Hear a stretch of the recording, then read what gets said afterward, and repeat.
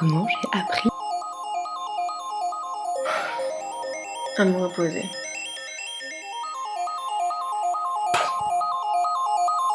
Je suis sortie du ventre de ma mère à 12h30. La grosse mat. À 2 ans, je dormais jusqu'à 10h. Si. Très bien. Et encore aujourd'hui, hein. Il suffit de faire ça.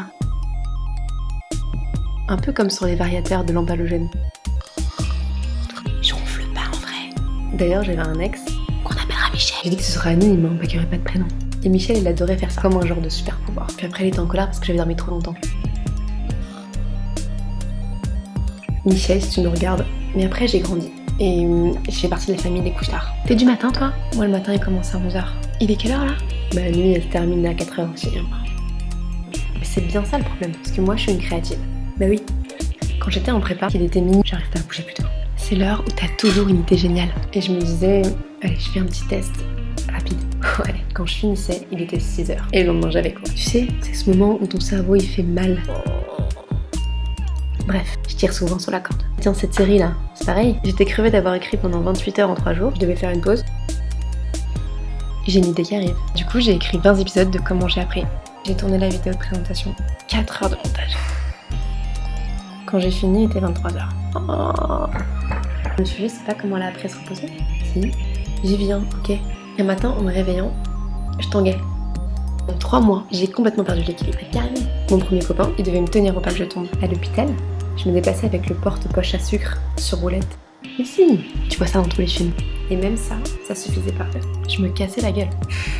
On m'a fait passer tous les tests, tout va nickel. Bah non. Bah si. Et alors là, le médecin, il me dit que faut que j'apprenne à me reposer, que je prends trop de choses sur les épaules et que mon corps me parle. Ah bon? Allô?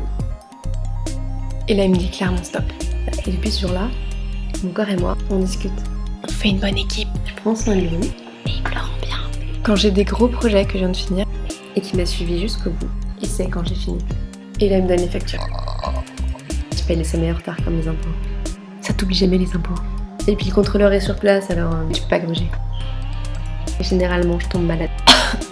Je peux pas t'aider dans tes projets et me battre contre les microbes. Je dois déjà 24/24 moi. C'est beau quand même. Hein. Bah au moins là tu fais une pause. Ben non. Bah ouais mais sinon tu te reposes pas. Fallait y penser avant ma vieille. Bah au moins je suis sûre que tu bouges plus. On fait quand même une bonne équipe. Alors je m'excuse quand je fais trop d'heures sup, mais je pose pas trop. Et quand j'ai vraiment besoin, je m'arrête. Attends, pourquoi on se montre en public là? Je crois qu'il y a embrouille. Elle me prend pour un con là, non? On en a parlé de ça? Mais non mais c'est pour que tout le monde apprenne à se reposer. Alors faites attention. À bientôt.